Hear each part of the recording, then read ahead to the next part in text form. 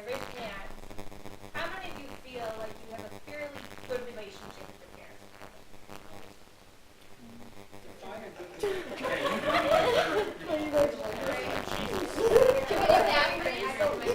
many of you, when you, okay, I'm going to ask you a little survey question. I'm going to ask, give time periods of your life and raise your hand if you think that was the best time that you had a good relationship with your parents. From birth to 10 years old, how many of you think that was the best time with your parents? I'm like halfway. How about 10 to 13 years old? I'm still halfway.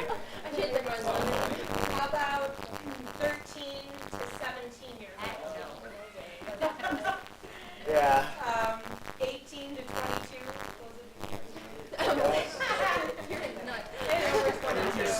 Emily, raise your hand. Now you're going to. Yeah, but if you notice, most of us during that teenage year time, 13 to 17, it's like the hardest time with our parents because we're wanting independence. I can make my own decisions and do my own things, and I don't need your help. And Mom says it's cold outside, wear a sweater, and you're like, no way. Your friend calls, oh, it's cold outside, you're gonna need a sweater. Okay. Is that you, I Emily? mean, it's just because your mom says and your dad says that it's wrong, one of those periods of your life. But, being a Christian, God calls us to be totally different from the way the world would expect us to be at any given age that we are at. And He actually commands that we are different in this area. It's in the Ten Commandments. Honor your father and your mother, that your days may be long in the land the Lord your God has given you. Colossians 3:20, children, obey your parents in everything, for this pleases the Lord. Very much says, we've taught our children well. Ephesians 6:1, children, obey your parents in the Lord, for this is right. God. I was going to say, the verse you just read out of Exodus, honor your father and your mother, that your days may be long and that you will prosper in the land the Lord has given you. Do you think that God is talking about like an imminent lightning bolt? If you don't obey, you're dead. No, it doesn't. See, the thing is, it doesn't work.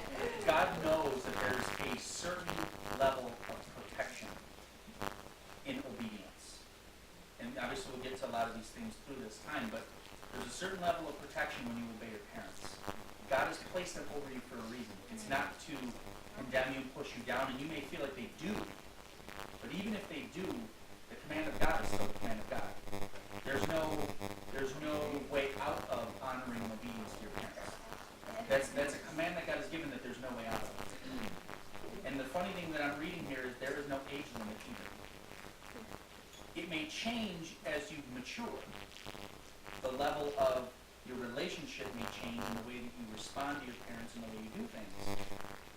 But it will never go away that honor and respect is due them. And you know what I've seen? It's almost cyclical. When you're in that 13 to 17 range, you don't want to listen to your parents. They don't know everything. You know everything.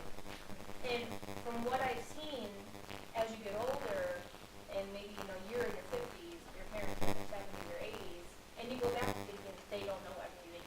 I know what's good for them, and that comes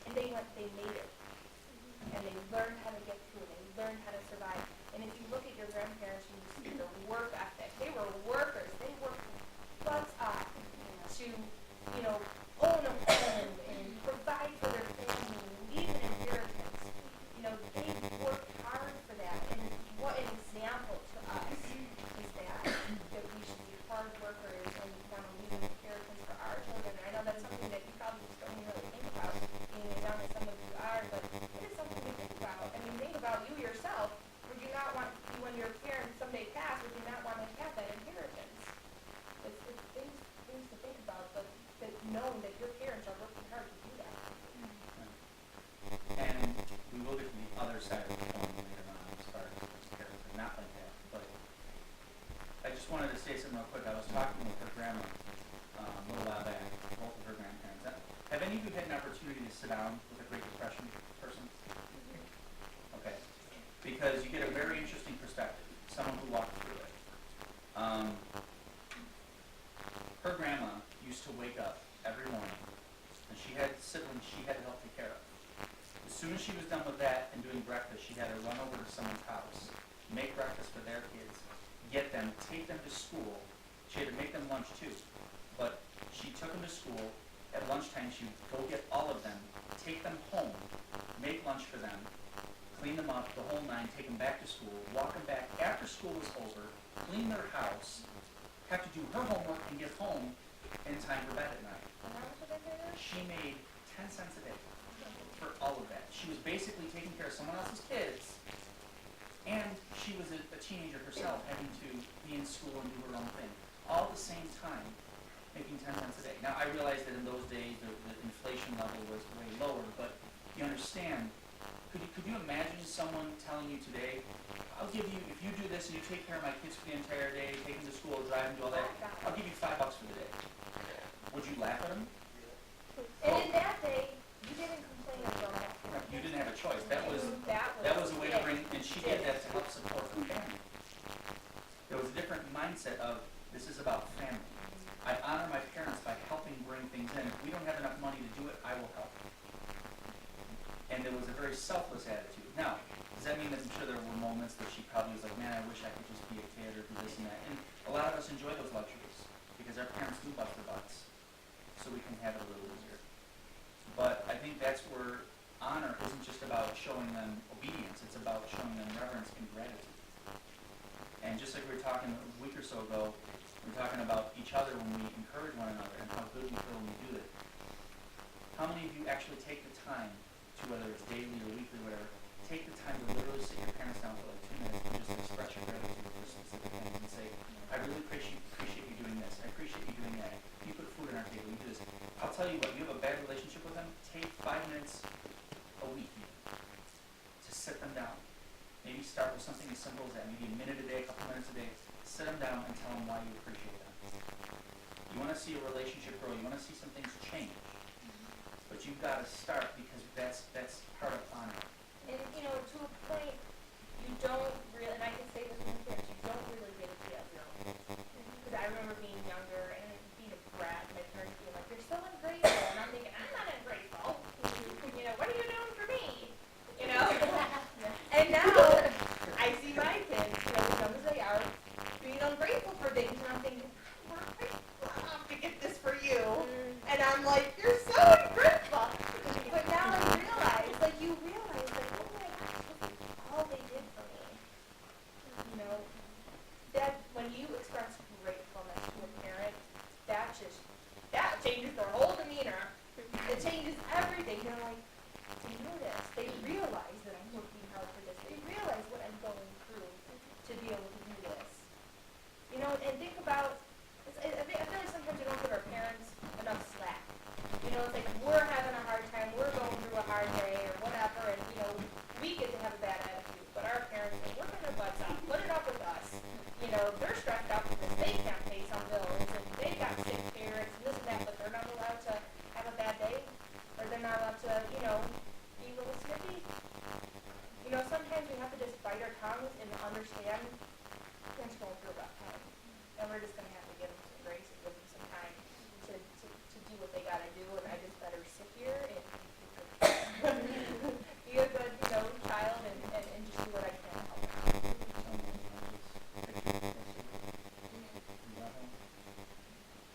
Elijah, his teacher, had asked him to write something nice to us. So he drew a picture, and underneath there was like a blank space on the top and some lines that he could write in.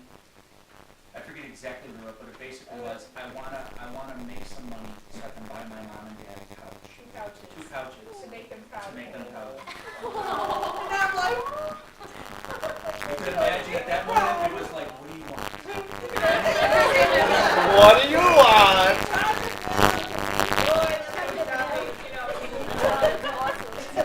But and of course we reaffirmed, and I told him, I said, you realize that we're proud of you no matter what you do. You don't have to earn that. We're proud of you no matter what.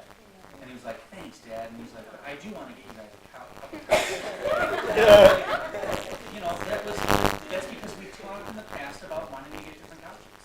But he heard that, and that was on his mind at the moment. And to know that he said that just like yesterday just stopped everything in the house in one fell swoop. Everything came to a screeching halt at that moment was like, whoa. So I will tell you that, parents can have melted hearts with that. So. How about this kid? Has he said anything?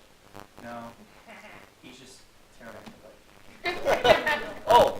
Speaking of that. So so those are the commands. We talked about the commands. God says, children, obey your parents and everything to displease the Lord. Honor your father and your mother, that your days may be long in the land the Lord your God is giving you. And that last part of that verse is part of the promise.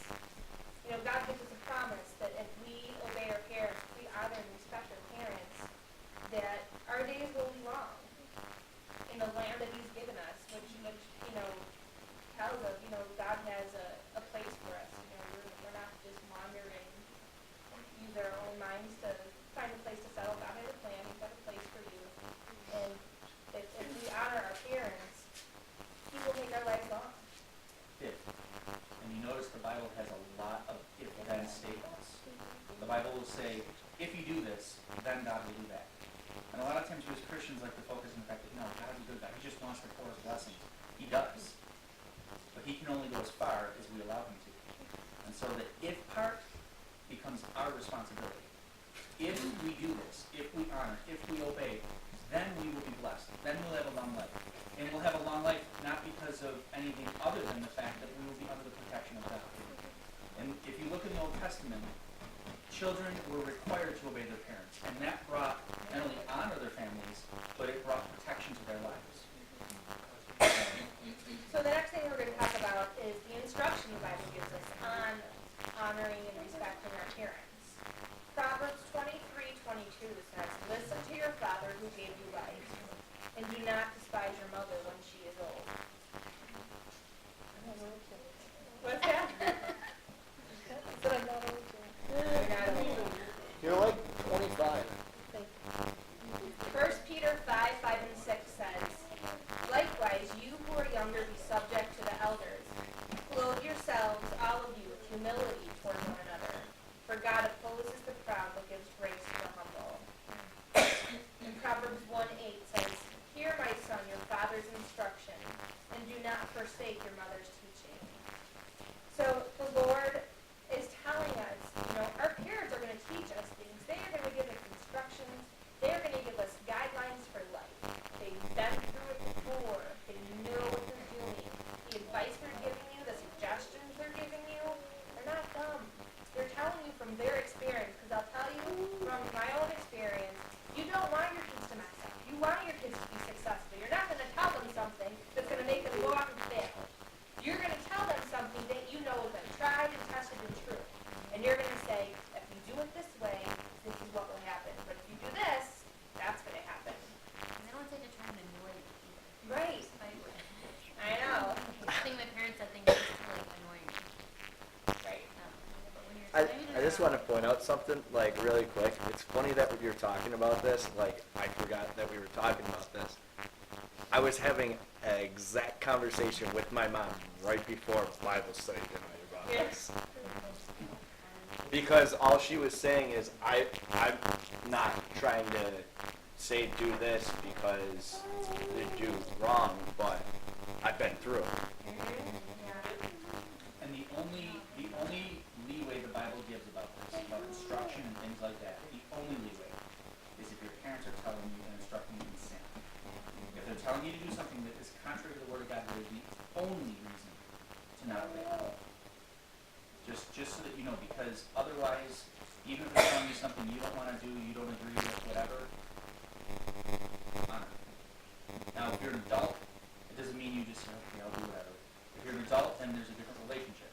But even in that relationship, that honor still means you take what they say and you say, you don't just pass it off. You take what they say and you really mull it over. Okay. The next thing we're going to talk about are the warnings for not obeying. And let me tell you, the warnings in the Bible for not listening to your parents way outweigh and are talked about many more times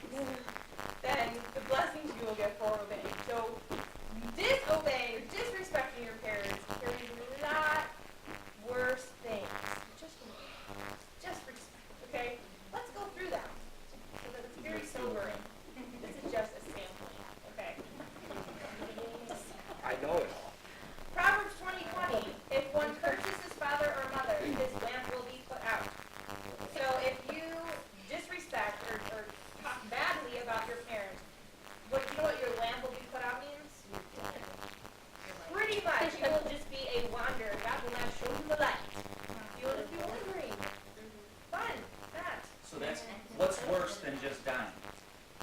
Wandering in life without a light. If you are disobedient, the purpose of God in your life will not be revealed, you will not fulfill it, and you will be wandering aimlessly and always be wondering, why can't I get there? That's what that's saying.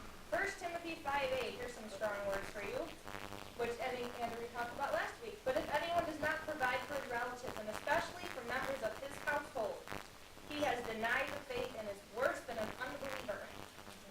Leviticus 29, and these are New and Old Testament, okay? So don't go, oh, that's old law, okay? Leviticus 29, for anyone who curses his father or his mother shall surely be put to death. He has cursed his father or his mother, his blood is upon him. Yes, in the Old Testament, you disobeyed your parents, they did kill you. They stoned you. After the age of accountability, which is around 12 years old, if you were caught in rebellion or disobedience, the elders would take you outside the town and they would take big rocks and stone you to death. Why didn't they just like chop your head off? Why did they have to make it so Little torturous? painful, horrible Because death. it was meant the way that God put discipline in the Old Testament was never quick and easy. And the reason why, it was meant to be an example for everyone else around. Don't you dare do it. Because if you're a kid and you're watching that, the next thought in your mind is, okay, whatever you want me to do. We should put it back in strength. Can we put that back? That was in the old law. That's old law, that is old law. Moving on, Proverbs 30:17. The eye that mocks a father and scorns to obey a mother will be picked out by the ravens of the valley and eaten by vultures. I don't want to be eaten by vultures. Deuteronomy 21:18-21. If a man has a stubborn or rebellious son who will not obey the voice of his father or the voice of his mother, and though they disciplined him, will still not listen to them, then his father and mother shall take hold of him, bring him out to the elders of the city at the gate, and place him where he lives, and they shall say to the elders of the city, this our son is stubborn and rebellious, and will not obey our voice. He is a glutton and a drunkard. Then all the men of the city shall stone him to death with stones.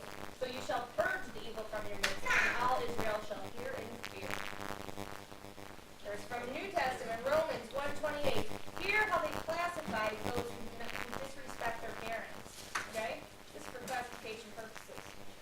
And just as they did not see fit to acknowledge God any longer, God gave them over to their depraved minds to do the things which are not proper, being filled with all unrighteousness, wickedness, greed, evil, full of envy, murder, strife, deceit, malice. They are gossips, slanderers, haters of God, insolent, arrogant, boastful, inventors of evil, disobedient to parents, without understanding, untrustworthy, unloving, unmerciful.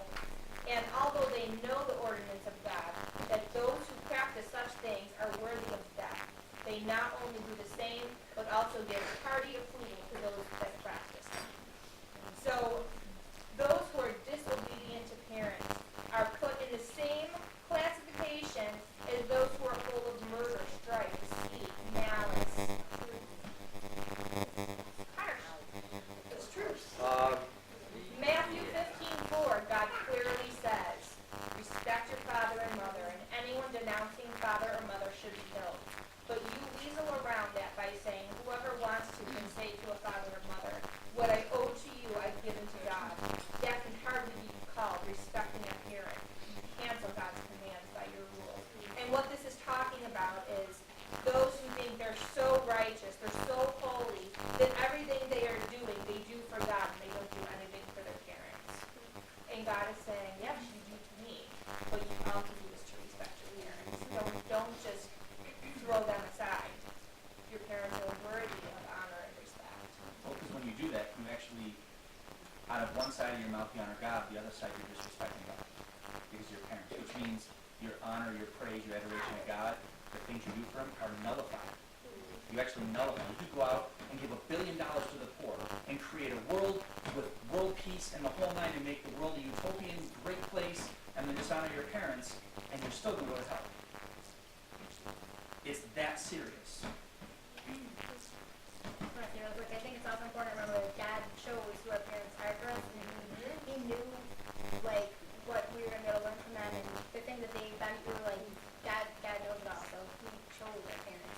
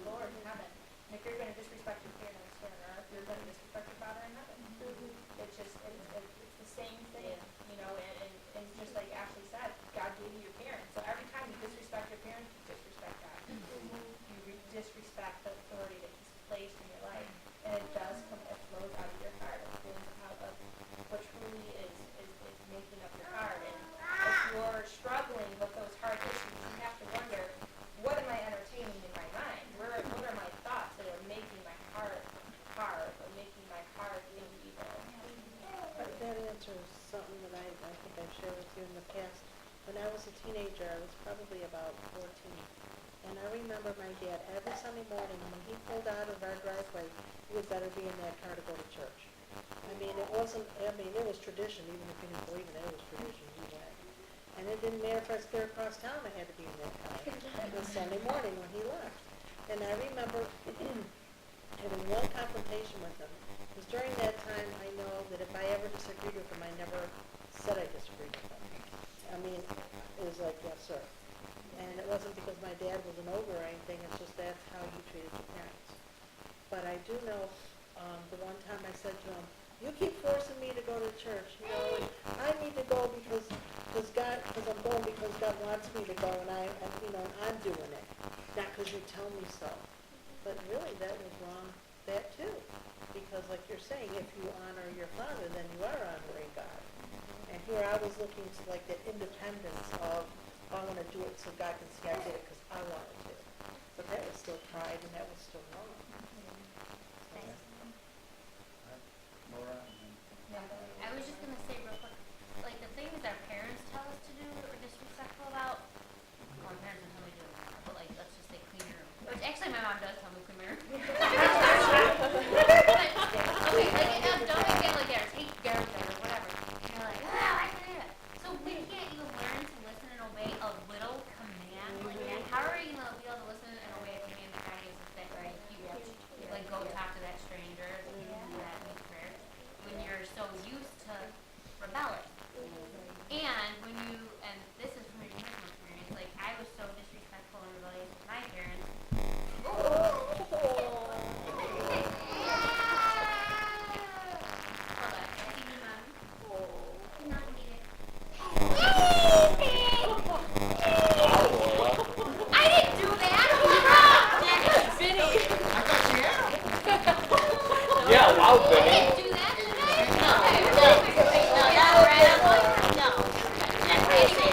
Well, when you're used to disrespecting your parents, then you start getting used to disrespecting anyone in authority. So you're training yourself to like disrespect teachers or bosses or whatever, and then you find yourself in a really embarrassing situation one day where you're used to spewing something out. You say it to a boss or you say it to someone and you get called out on it. And it's different if your parents call you out on it because you're used to just.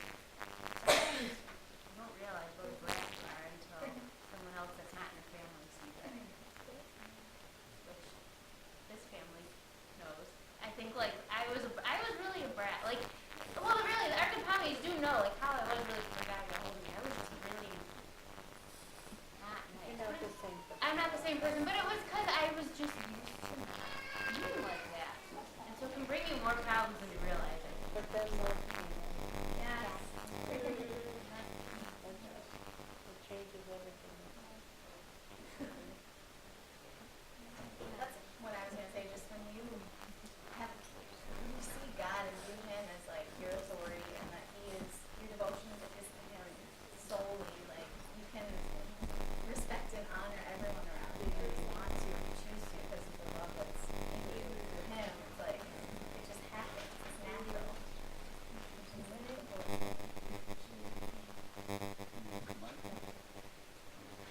Oh, that was like a while ago. Oh, okay. I think I can tell you the gist of it. It was something along the lines of, the biblical days, it's saying obey your parents, but, you also mentioned something about you become adults, different relationship, and I just thought of like, it's a lot different than it was in the biblical days. In the biblical days, you were an adult at 13, 14. Right. Everyone talking about like that age. And it just, I had a question about it. Now how does that transition go? Because we are becoming mini adults. Until you get married, you are biblically under your parents' authority. Until you get married. even a guy. Yes. Yes. Yes.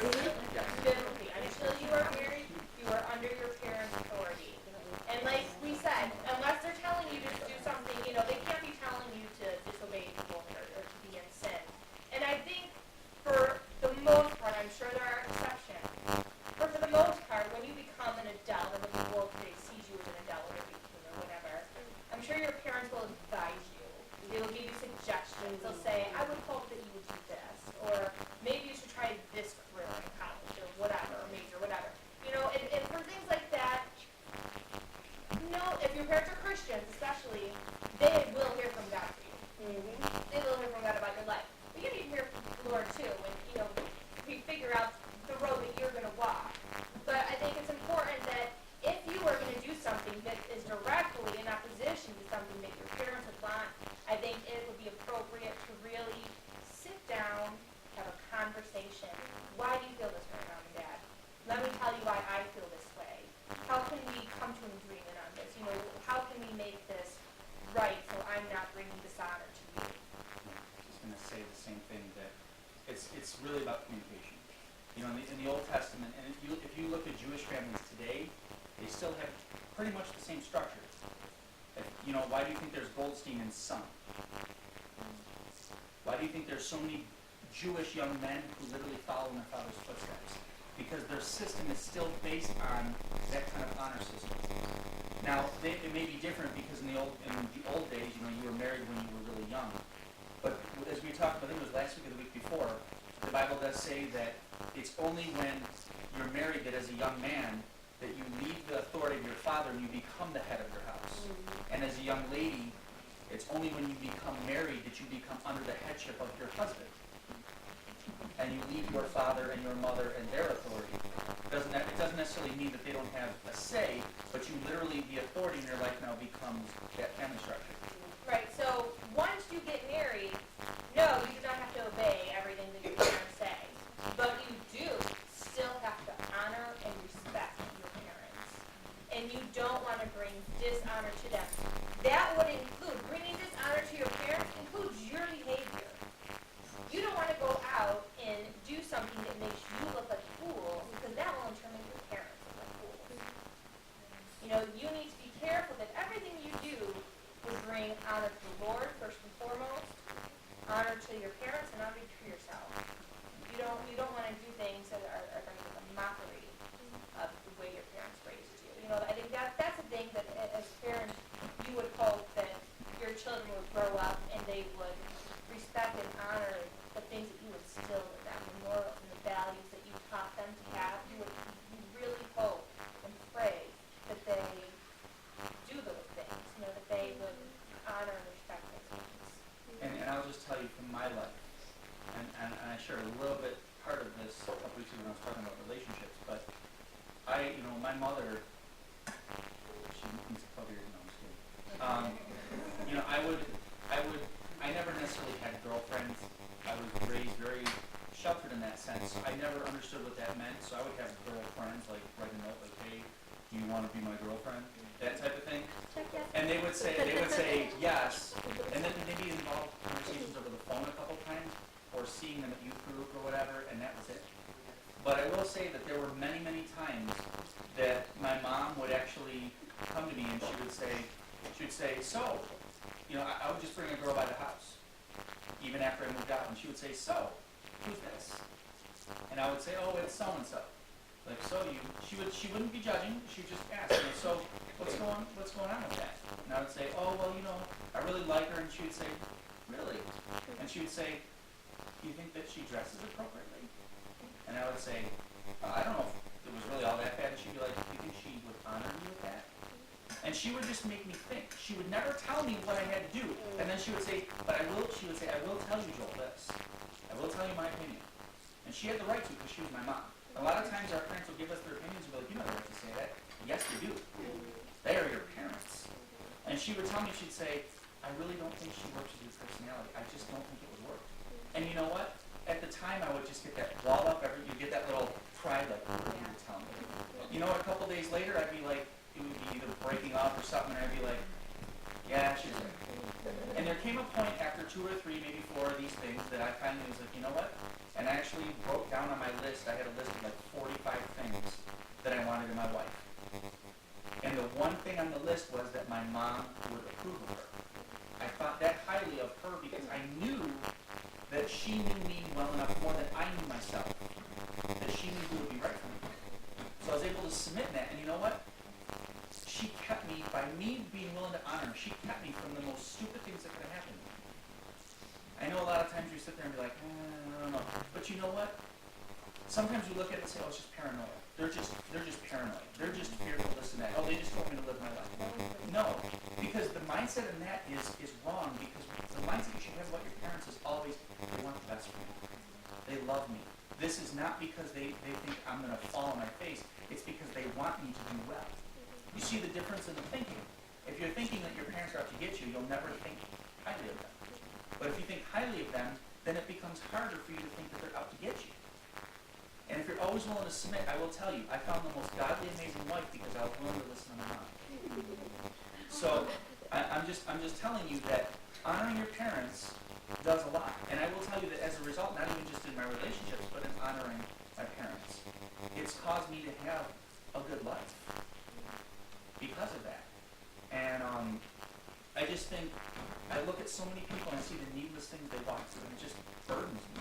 Because I sit there and think, man, and I understand there are pretty horrible households sometimes, pretty horrible situations. But I feel like the honor and respect is such a huge thing, and it is missing in our society. My first time ever going to a public institution for school was high school. And I remember the first day I came home from school, I told my mom, I said, I will never go back there ever again. I hate it. I don't like the kids there. I will never do this. And she didn't argue with me. She didn't yell at me. She didn't say, you're going back. She said, okay, well, if you really feel that way, could you give it a couple more days and then we'll talk about it. After a couple more days, the conversation was over. I didn't even care anymore. I went to school. And I will tell you that the perspective of that was because I had been raised enough, I was respectful enough, and was raised right all the way to that point that I wasn't departing when I left. I was scared of it, but the honor that was set there allowed me to have a good relationship with my mom even through it. Now, that's not to say that I'm perfect, because I'm not, but that's to say that honoring can cause you to have a much easier route. And it reminds me of us going to Toronto, and they have the ETR lane. It's the express traffic lane. And that's it's a completely separate highway. Completely. You've got the 403 or 401 going up, and then they got the 401 ETR. You go on the ETR, you're going to pay a toll, but there's absolutely no traffic. You're going 65 miles an hour to wherever you want to go. And that's what I liken this to honor and respect. You could get on the thruway where you got a 2-hour wait to go 10 miles, or if you're willing to honor and respect, you end up on the ETR. And you end up where you want to go a lot faster because And you do pay a price because you know what? You have to get rid of your will. A lot of times you have to take down your pride. You got to sacrifice some things that may have meant something to you. But in the end, when you get there at walk. Did you? Yeah, well, wow, you read my mind. I think I wasn't hearing anything, but I just think it's amazing how, like, I don't know, like, if you're a Christian or anything and you just love God and you love Jesus with all your heart, soul, and mind, it's like you would never want to disobey God. It's like obviously we all do it and none of us are perfect, so it's like you really want to obey Him and you want to make Him proud, but it's like, even when God puts people over authority, like over you and all that stuff, it's like He places people there, so it's like when you do disobey Him, you're disobeying everybody else, and like, once it's mentioned before, but I don't know, once you just grasp that reality and just realize that like God is in every single aspect of your life. It's like nothing that He does is an accident. Nobody that He places over your life is an accident, whether it's your mom, your dad, your boss, the government, anything. It's like God is head and king over everything. So I don't know, it's just once you grasp the reality, it's like obedience just wants to come in every single aspect. And it is so hard. Like my parents, like it's not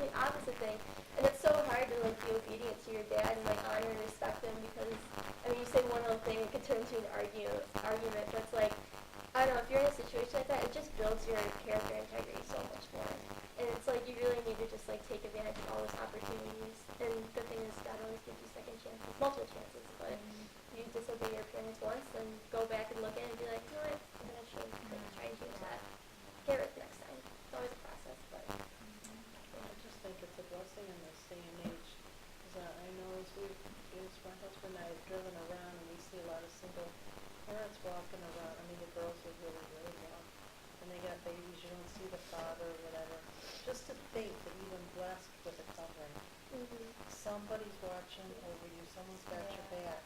Like that is, it's almost becoming rare. And, you know, it's something, you know, both my parents went to be with the Lord and that. My mom just recently and my dad a couple years back. And I think to myself, you know, my mom, you know, sometimes she could be so goofy and off the wall. But the point was is she was my mom. And it was like no matter what she did or didn't do, it was my mom. Like and I had people in authority over me that were a little bit, like not a little bit, way off the wall. But the Lord showed me they could only give you what they had. That who they were is all they could give you. But just respect the position, whether or not you agreed with what they were doing. You still respected that position before God. And I think that be thankful, if anything, you know, like I said, my parents are gone, yes, I'm married, but there's something about the generation being gone and wanting that. They used to give me so much wisdom, you know, when they're gone, they can't give me that anymore. And to appreciate the fact that you can get that, you can still get that if you have. You know, it's not everyone's got a father and mother, some just have a mother, some just a father, but whatever you do have, you know, appreciate it, how you have it.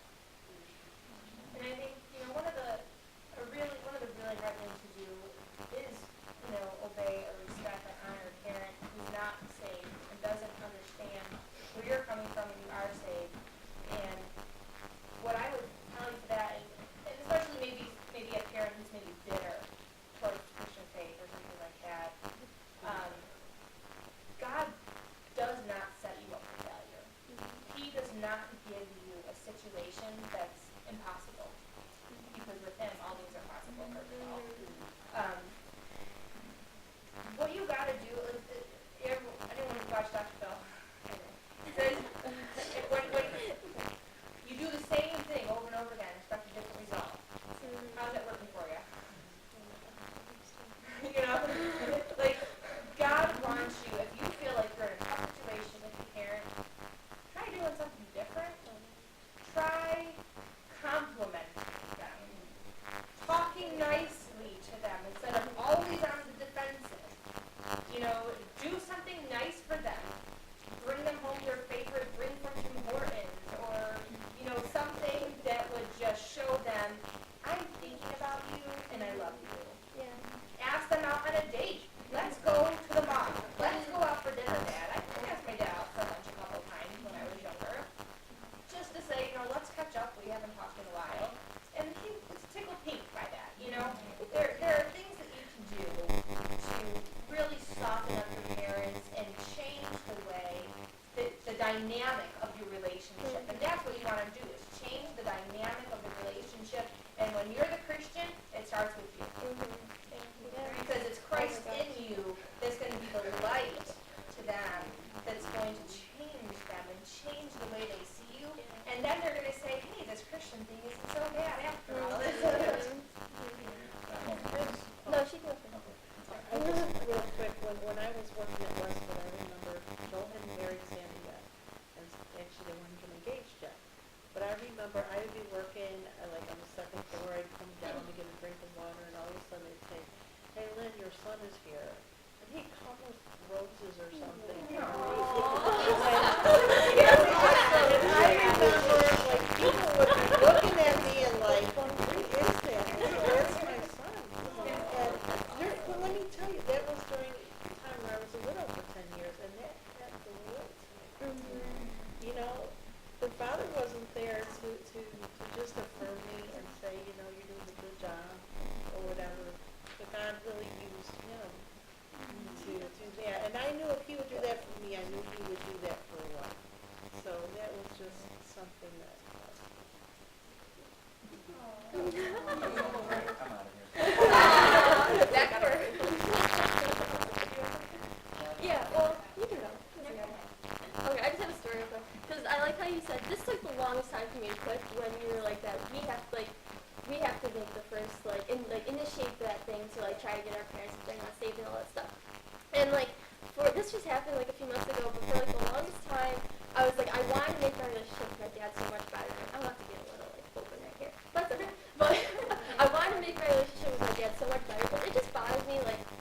when like you don't like you have nothing to talk to him about, or like you just see him like, hey dad, and he's like, yeah, and it's like it's a really rough, like it's just not normal.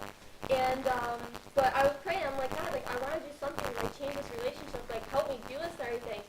And God started to reveal to me, and he was just like, you know what, you have to initiate, you have to be the first one to step out and do this. And it's like, I'm very big, if you know me, I'm very big on stepping out of your comfort zone.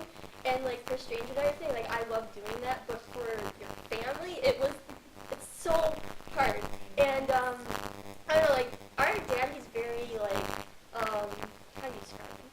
He's a great guy, he's really nice, but he's just, he's not like, he can't like express his emotions. And he's very like, just like to himself and very like closed off, exactly. And like, I can't even remember the last time I said I love you to my dad. Like, it's been a long, long time. And I was at like, it was at late at night, 11 o'clock, I was like making popcorn, and the guy was just tapping on my heart, and he was just like, my dad was just walking around the kitchen randomly. I don't know what he was doing. I really feel like Jesus was just like taking him around, like, just like having him like roam around the kitchen, because God wanted me to say something to him. And God was just tapping on my heart, and he was like, tell your dad you love you. And I'm like, I love him. I'm like, what? Because like, it's really nerve-wracking for my dad for some reason. I love him, but like expressing your emotions like that, it's just something that like I never did with him. So like I just kept doing it, and like my heart was pounding so fast. I'm like, okay, I'll do it. And like he was about to sit down, watch TV, and I was just like, Dad, and like my voice was like shaking. I'm like, Dad, he's like, yeah, what? I'm like, alright, this is gonna be really random, but I was just like, I just splurted out. I'm like, you know that I love you, right? And like I was like all shaky and everything.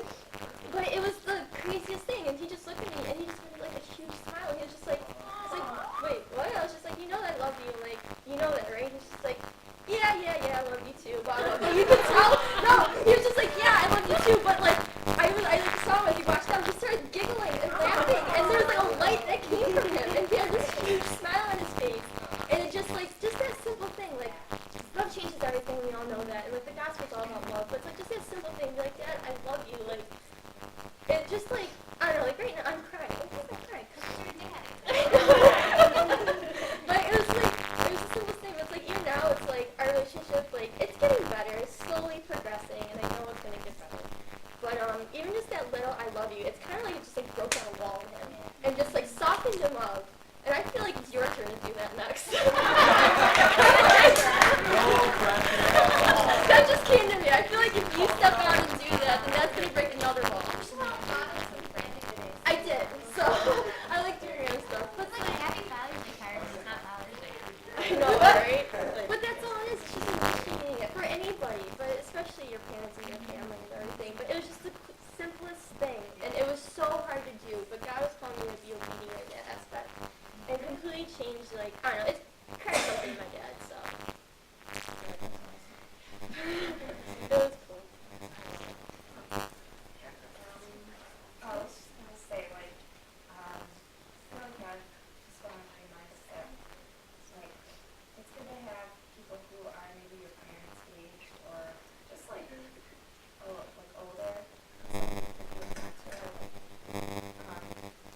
that you can like sit down with and just be like, you know, my mom said this, or my mom wants me to do this, or my dad, or whatever. Like, what do you think about that? Or, you know, I'm really like, I don't get it. It's not my mom's acting here. Someone who's like a mother, or just the same age as your parent, just to have a third party who's outside of like your house, sharing with you like how they feel about what your mom might be saying to you, or what, and they're a Christian. Like, that just, I think, has really helped me, because I've had like that. I mean, I honestly don't think anyone has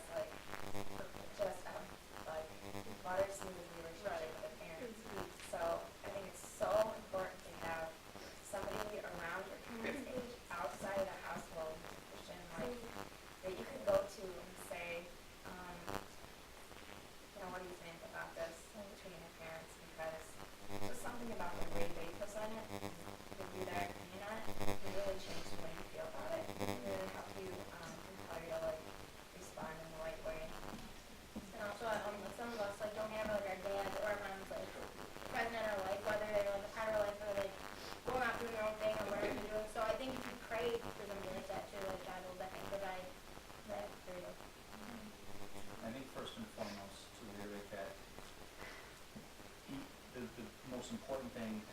I think the accountability of that is huge. And I think the other thing to add to that is to make sure that your first and foremost request is for God to do that. And be willing to listen. Because I'll tell you, I struggled for pretty close to 15 years. You know, I didn't have a dad growing up, learning how to be, you know, a man. And it was one of those things where it became a crutch. Because I was always saying, but God, there's no dad in my life. There's no man. There's nobody here to help me. There's nobody around. And there came a point for my wife, and it's hard because you're close to your wife, and then your wife's telling you something and you just don't want to hear it. But then a friend comes by and says it, and you're like, oh yeah. So, but she had some friends come over, and they basically said, you know, look, because they were that third party, and they said, you need to realize that God wants to be your dad. God wants to be that person.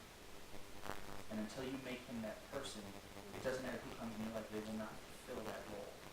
They will not be that person that you need because there's a void still that only God can fill. And that was hard for me. You know, those of you who know the story, I mean, I didn't get to say goodbye to my dad. Not that morning, not when he was buried. I was in the hospital. I was the only one in my family not allowed to say goodbye. So that's always haunted me. You know, I have video and pictures of it, but I was too badly injured to say goodbye. And that's always plagued me. And I've had to come only in the last probably 3 or 4 years really to a realization of God is my dad.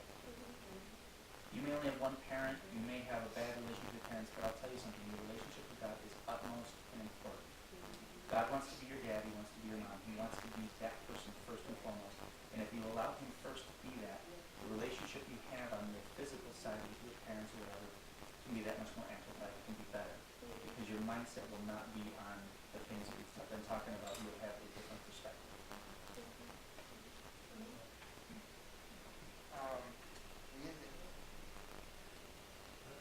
What about you? No, I really was going to, but I just want to say something. I just kind of, like you said, because in my life, that's what it was. It was finding out that God was that, and he was that. He was daddy.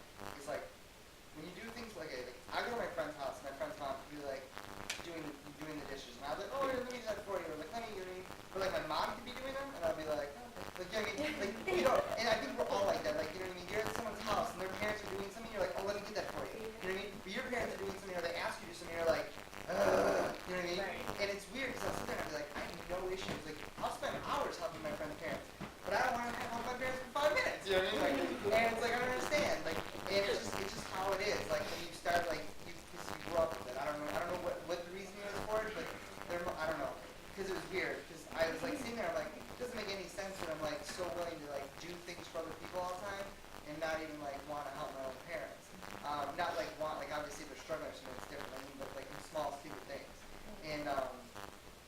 And like, so as I started, I was also working nights. So my parents used to always get my back all like things, and I'd be like, I'm like, you guys gotta remember to remind me. Like, I'm sleeping all day. It's not my fault. And now, like, that I'm working days, like, I'm always doing more around the house. Like, you know what I mean? I got up the one time, like, because I'm not used to getting up in the morning, but now I am. And like, it was snowing. It was one of these, and I just like shoved the driveway. And my parents came home, and I was like, oh man, nice. And I'm like, I told you, I was like, it's because I was working nights before. Like, I was sleeping the day away. Like, you know what I mean? And like, I wasn't trying to be lazy, you know. It just but like, it helped me because like, even making that switch with like the job, like, even though before I was using excuses like the night job, I still could have gotten up, earlier. Because even like now, I'm still Saturday's my day to catch up on sleep, but I still chose to get up to like shovel the driveway because I knew it was like crappy hours. My friends that was a bad word. I ended up because like, to me I'm like I live here, like they don't charge me rent, like whatever, like I can do some things around the house, like, and I make more of a conscious effort now, like in the aspect of like wanting to honor my parents and like show them I appreciate them, to like pay attention to things around the house, like to try to make sure I'm like doing things. You know what I mean? But I have to make a conscious effort of it because I'm someone, as anyone who knows me, is always running and moving. So like my mom would be like, "There's always garbage in front of the door, and you always just run over." Like, do you see me? Like, I run over. I'm like, it's not like I'm doing it to ignore it. I'm like, I'm just oblivious. Like, I'm tripping over things I don't even know what's going on. You just kick the cat. What? We have a cat?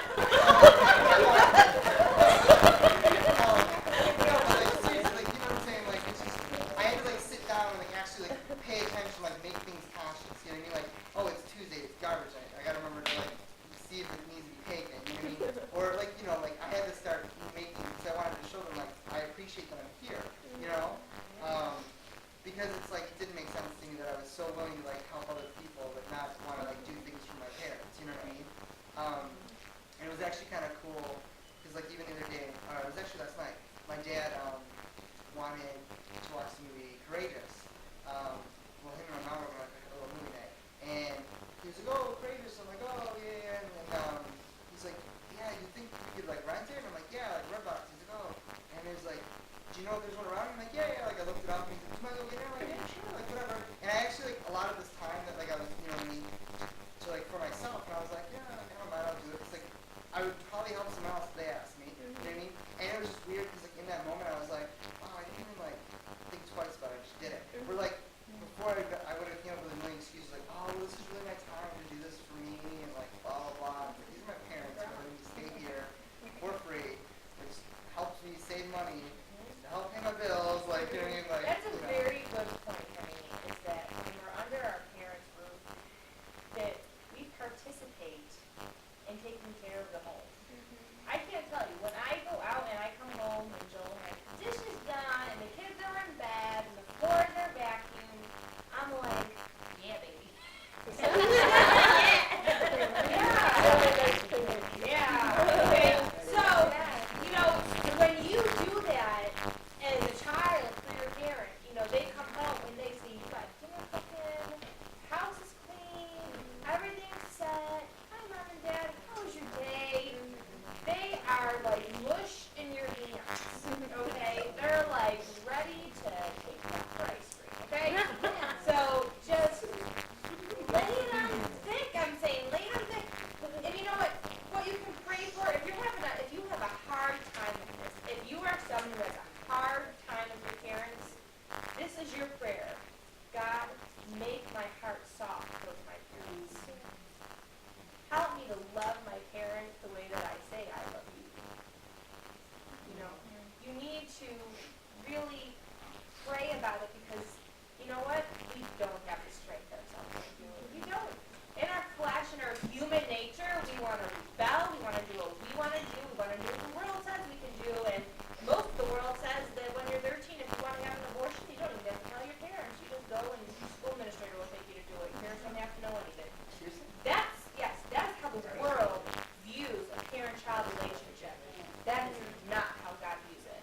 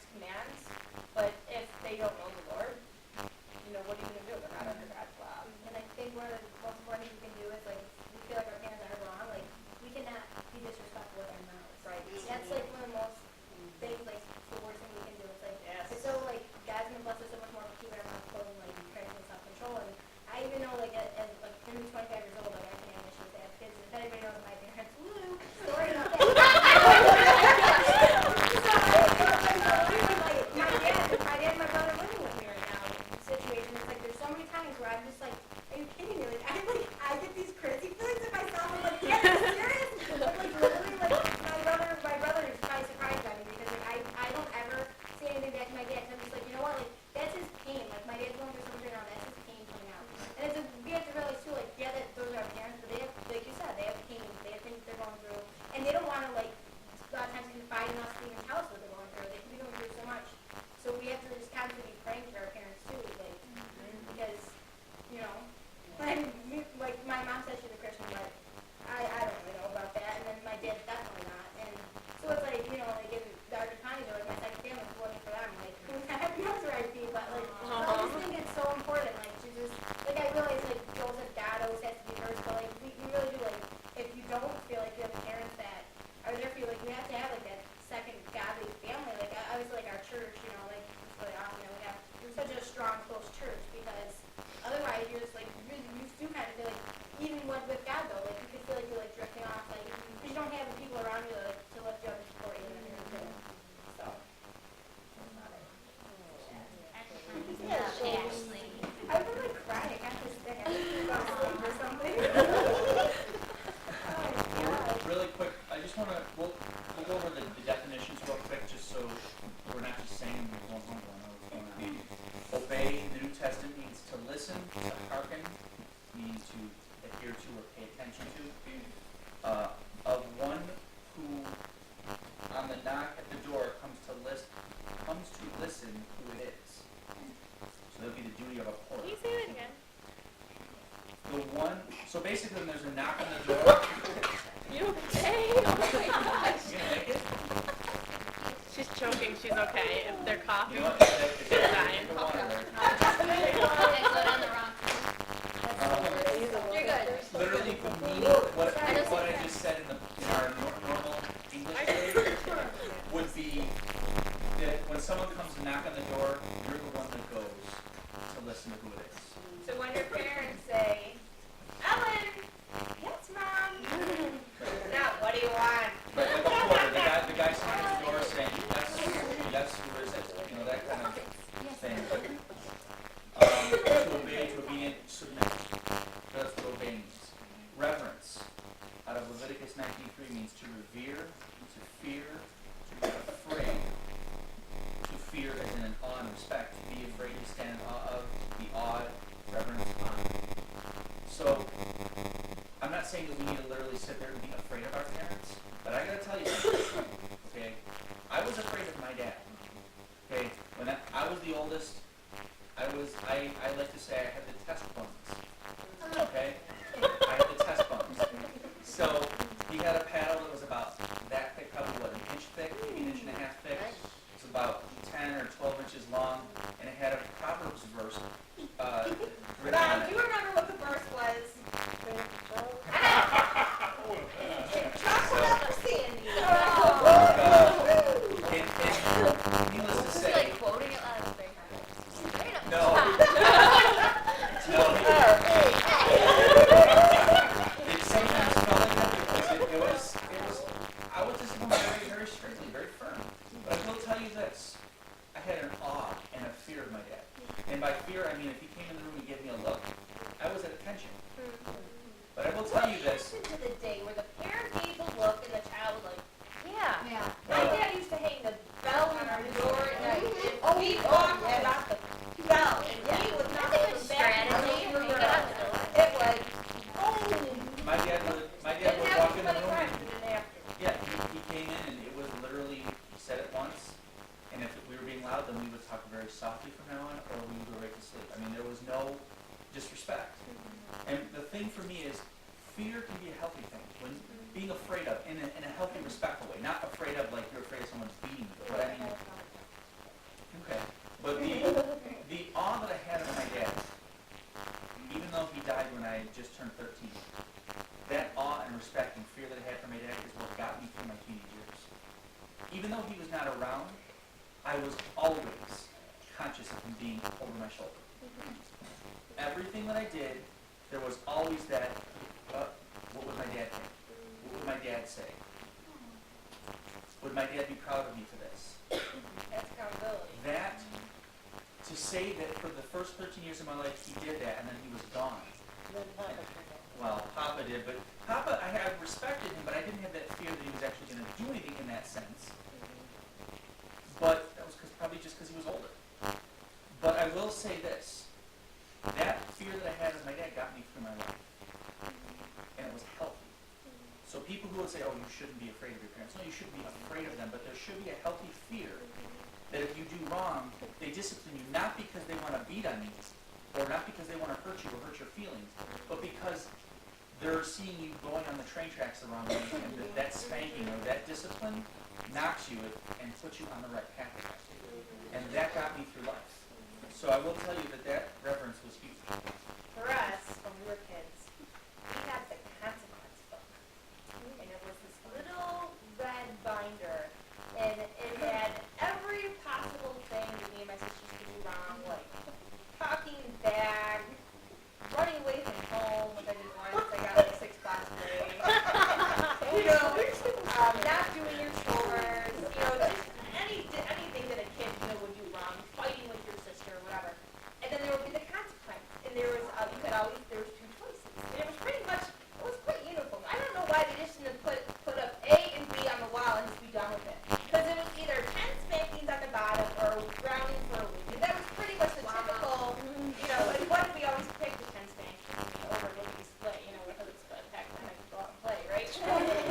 But we knew what to expect. So if we messed up, it was just expected. So you know what's going to happen and be willing to take it. Is it really that important that you're willing to take 10 spankings at the bare bottom to, do this thing wrong? So, we, growing up, both of us had pretty strict parents, and we had some healthy fears going on. Absolutely. Okay, I just want to tell a funny story. You said runaway, okay? Me and my sister, we got in trouble for something, and our room was on the 2nd floor. And we were mad, and we wanted to run away. And so we packed all our toys. No clothes, just our toys. Open the window. We're on the 2nd floor.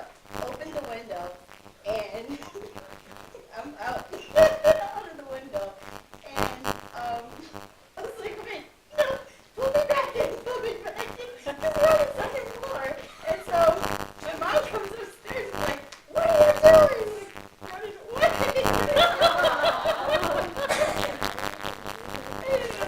We got in trouble again. My mom would tell the story. My mom always tells the story how my older sister Gracie, she would babysit us on like Saturday nights or whenever my parents went out. And she was like torturous, like she was an abuser. My sister abused me. No. But I would try and run away from my sister. So what I would do is I would like take my clothes, my blankets and everything and throw them outside for padding. What's what you forgot? Padding. So that when we jump out, you got something to cushion the fall. So my parents would come home. My mom would wear And you say Kristen did it. And after I was playing at Kelly's house, and my mom would come home and she'd go like, oh, God. Hey, was always doing.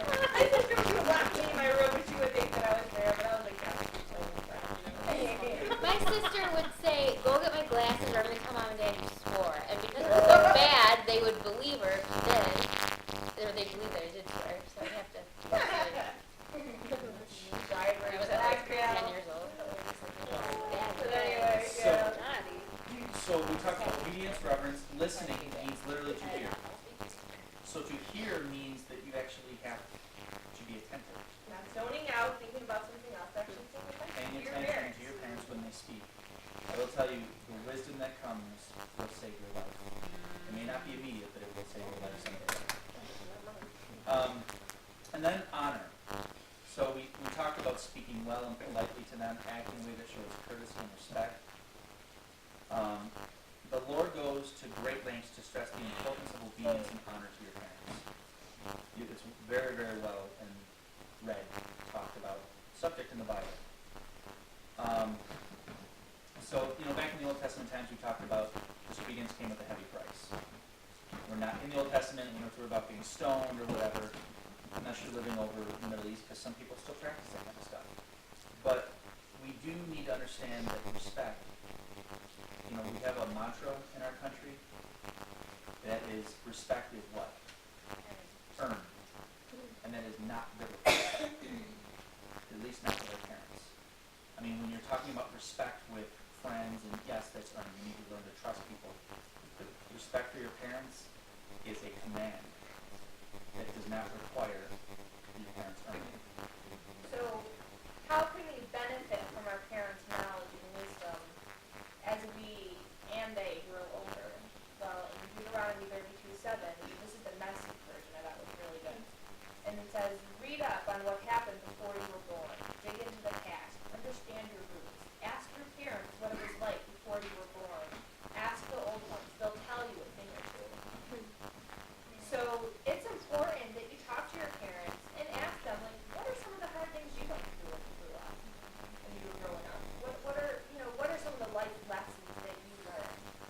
And glean from them. Learn from them. And it will mean a lot to them that you're even asking, that you care about what they went through when they were your age. Because I think sometimes it comes out in angers or disciplining you when I was your age and I ever did this to my parents, It usually comes out like that. But when you approach them and you ask them, what was it like for you? You can learn a lot from that. In Proverbs 17:6 it says, old people are distinguished by grandchildren. Children take pride in their parents. We should take pride in our parents. And we teach that to our children. Yes, you shouldn't. I think the one thing that I do, I don't mean in this group, but I hear a lot at work and whatever, I hear people, they really talk down about their parents. And if you think about it, I would never tell someone, oh, my wife is this and my wife is that. Because then it's degrading her, and then it's degrading me ultimately, right? When you talk bad about your parents to other people, and other people get a really nasty image like, my dad is just this. You have no idea. He's a stodgy, all this and that. They walk in and they have a predisposition to your parents. So now all of a sudden they have a chip on their shoulder, and your parents say one thing to you, and you go in your room, and what's the conversation about? Your parents are jerks. They are terrible. Especially if you're Christians, that can lead to someone else in just this. Right. So it's important that we talk positively. We lift them up. And you know what? Even if they're not perfect, find the things that you can say nice about them, even to others. Right, because as you get older, there are a lot of things that when I was growing up, I'm like, I'll never do that when I'm and guess what? I'm doing it. You'll find that there's things you'll take with you, and there's things that you won't. But you learn, and you do take the good things. You learn, and you see, what? This was probably the best thing they could have done with me back then. And They they did will. the best they could with how I was. And believe it or not, in 10, 15 years from now, you will resemble our parents. As much as you'd like to say bad you are, things. It's you crazy. will resemble And like they their say, you parents. marry your dad sometimes. That's creepy. Sometimes when people do something, I'm like, oh my gosh, it's happening. It's always said it would. I made a mistake once early in our marriage because I was angry with her, and I said, "You're just like your mother." Only one time, because after that I realized how offensive it was to her. But I will tell you. No, I meant because I was talking. Something that I saw that was a problem that I had with her that I would have had with people. And I will say this, that you would don't ever. But I'm saying that you do need to understand. You say you're not going to be like them, but you will. So you need to learn to just embrace. Because here's the thing: would a tree and can a tree get up and walk over and become a part of another tree? No. They're a part of that tree whether they like it or not. So you can't deny it and say, these aren't my roots. They're your roots whether you like it or not. So the best thing you can do is find out about those roots, invest in those roots, and become one with those roots. Because the more you invest and the more you embrace that, the easier life will be. If instead of fighting with your parents, you choose, you know what, I'm going to embrace them. We're going to become a good, solid family. We're going to do this together. You're going to find your life being like, wow, I've got more freedoms. Wow, they like this. Wow, this is cool. And even if you're out of the home, you'd be like, this is cool. You're going to find things being easier. And on top of that, you'll find your relationships with other people easier. And you can then become an example to other people, not just in home, because it starts in the home. But then you set that example and you respect your teachers. You respect your boss. You respect people when everyone else is talking at you. You know, they may be like that, but you know they're good this way. This is good. And you know what? I will tell you, Joseph, the Bible says, was obedient to his masters. And as a result of that, it spoke well of him, even without him having to say a word. And as such, he was promoted in everything he did. When you show honor and respect, you are promoted. Because people notice those qualities, and that is what people want. I'm telling you, employers nowadays, they want not only hard workers, but they want people that they respect. People that will honor them. Why? Most of the time it's because they want an ego stroke. But if you're willing to be one of those people that's like, you know what, I'll do what I gotta do, you will climb up that ladder and launch. But if you're not, bye-bye. Honor will lead and open doors, and respect will lead and open doors that you will never have. Because you know what it shows? It shows maturity. You know, when you have respect for your parents, when your friends are talking good about your parents, and respecting them and honoring them, that just, people just think differently about you. It really does show a maturity on our parts when we do that. And it gives us high place. You know, it really does put us in a high place. Jenny, were you going to say something? Yeah? Okay. I remember when Steve and I went to Bravo's. We went to Bravo's, and I had just been talking that week to Steve. I said, I don't understand why when you go to Tops or anywhere you go, and these people are like, yeah, and you're like, wow, like, aren't you being paid to work here, And you just don't understand the attitude. And it's like, don't their employers see this? And why are they hiring people that don't represent their company? And so we went to Bravo's. And anyhow, long story short, it was packed. But they said if we would go up to the counter, that they would give us appetizers. So we said, we didn't care, And we sat at the counter watching how they make things, and I'm getting a really good bird's eye view of how everybody worked together like a team. Like there was nothing out of order. And even the bosses themselves did their part. And so I told Steve, I said, we can't leave this opportunity. I said, because we're always saying how, people aren't doing what they're supposed to. So I asked her, I said, could you come here? And I said, is your boss working here tonight? And she goes, well, actually, we have two. I said, could I talk to both of them? And so they both came up to me. I said, listen, your workers are fantastic. I said, you work in unison. You've got teamwork. I said, your food is excellent. You treat your customers with such gratitude. I said, I just want to thank you. I said, you got a really good business going here. And he said, I said, thank you. And then we went to turn around. They're going, well, by the way, on your way out, you want to take our car to give the appetizer when you come next time? I'm like, sure. But I didn't know they would do that. But the point is that when you do see it, to bring it out in those who are doing it, just like you said about guys opening doors for women and stuff. Like when you do see something good, acknowledge it and bring it to someone's attention. Because I think we bring a lot of attention to the bad things, but we never bring attention when someone's doing something good. Well, long-term, good things. But we live in a negative society and that turn out away.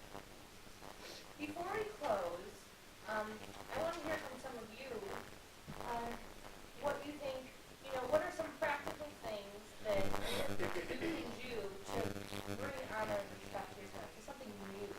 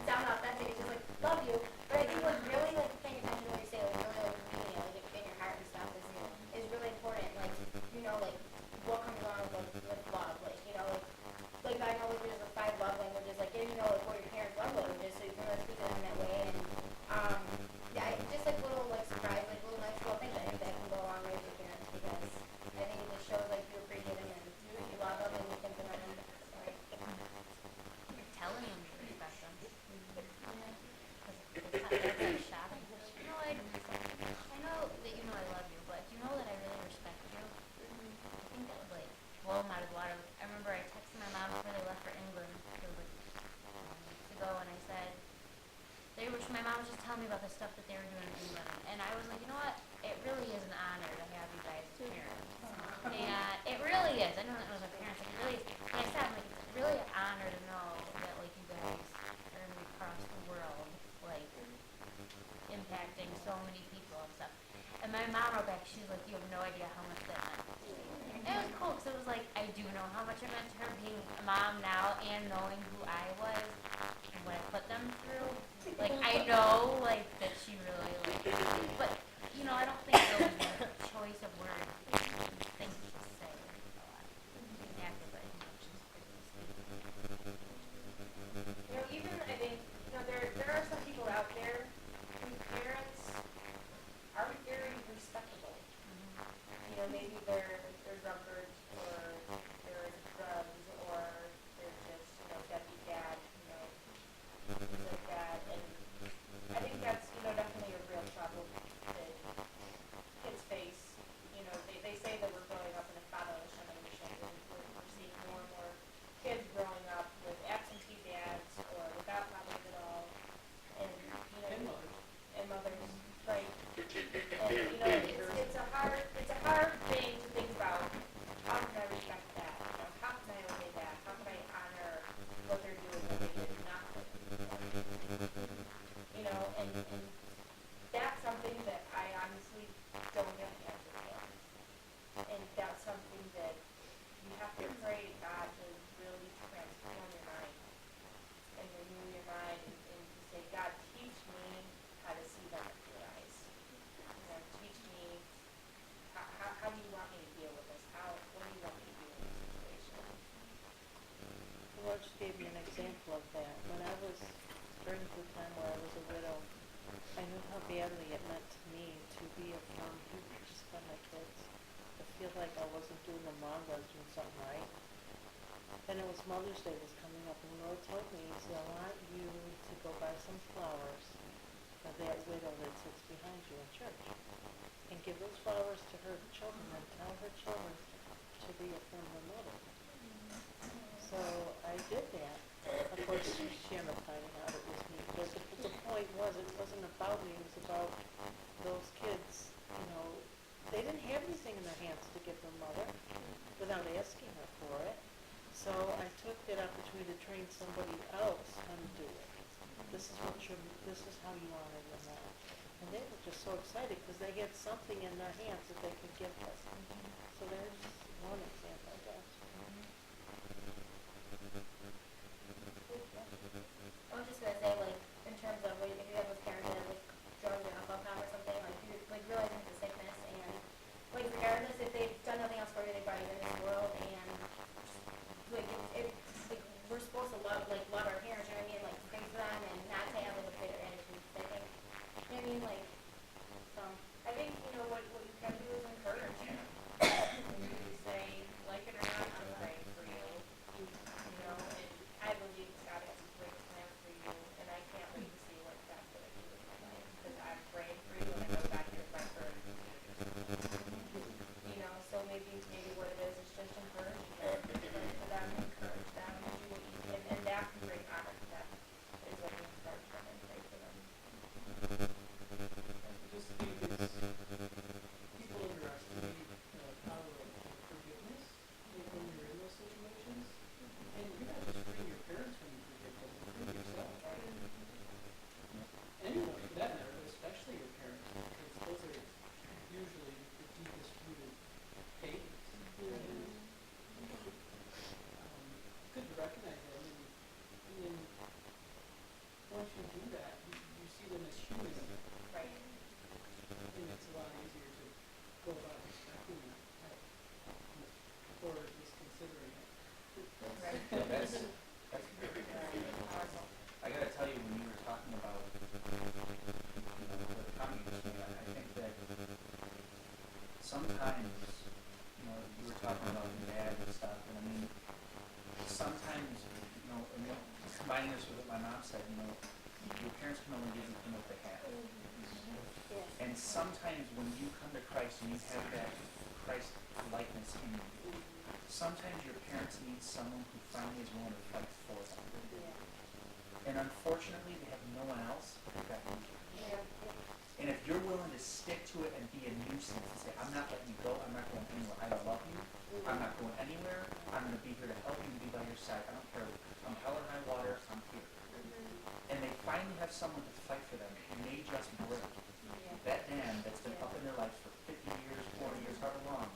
But if you're the one who's willing to do it, because no one else can or is willing to, or they're not, no one else knows what's going on except you. We tend to use it as an excuse. You don't know my mom, you don't know my dad, they're just jerks. If we took the different attitude of, you know what, they've got a wall. What's the wall about? I'm going to be the one to break that down with the power of God, and I'm going to see them transform.